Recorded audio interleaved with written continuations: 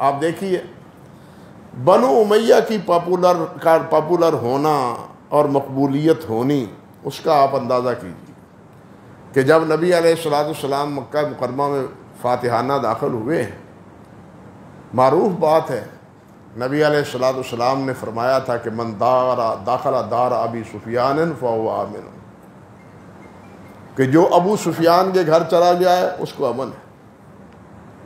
ابو سفیان کون تھا؟ بنو امیہ کا سردار تھا۔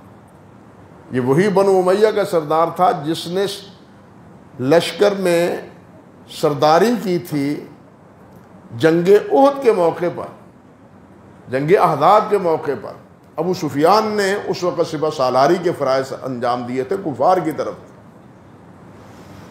اللہ اکبر کبیرہ۔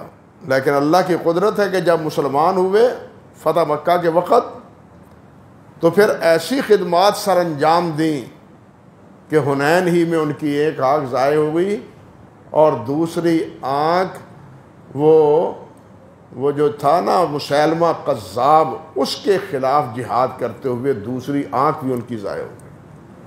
حضرت ابو سفیان رضی اللہ تعالی عنہ، یہ ابو سفیان ہی تھے رضی اللہ تعالی عنہ جنہوں نے میدان کے میں یعنی احد کے میدان میں للکار کے کہا تھا الفیکم محمد، تمہیں محمد ہیں، ابو بکر ہیں، عمر ہیں، نام لے لے کے یہی ابو سفیان پکار رہا تھا۔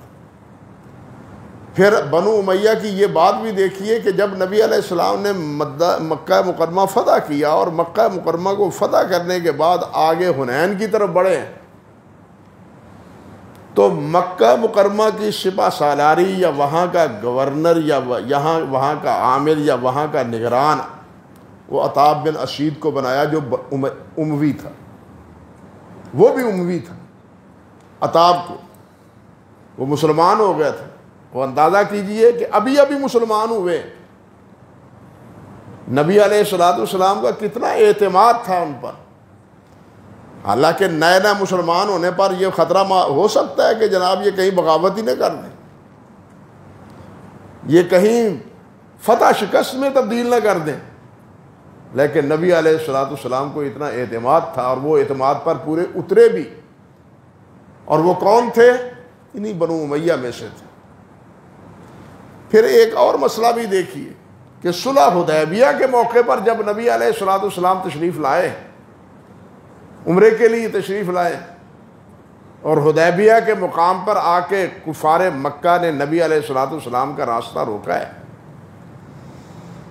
تو سلسلہ جربانی کرنے کے لیے نبی علیہ السلام نے حضرت عمر فاروق رضی اللہ تعالیٰ عنہ کو فرمایا کہ عمر جاؤ جا کے بات کرو کہ ہم عمرہ کرنے کے لیے آئے ہیں، لڑنے بھڑنے کے لیے نہیں آئے۔ حضرت عمر فاروق نے معذرت کی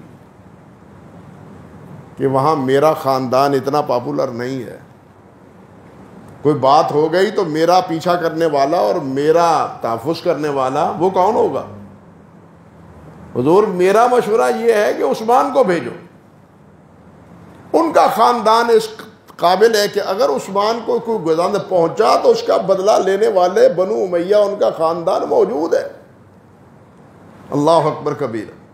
اس سے آپ اندازہ کر سکتے ہیں ان باتوں سے کہ بنو امیہ کی اس وقت پوزیشن کیا تھی کہ حضرت عمر فاروق کا نام نبی علیہ السلام نے لیا ہے، لیکن نبی علیہ السلام کے نام لینے کے باوصف حضرت عمر نے معذرت کی اور حضرت عثمان کو بھیجا بنو امیہ ہونے کی وجہ سے۔ اس سے پتہ چلتا ہے کہ بنو امیہ کی کیفیت کیا تھی۔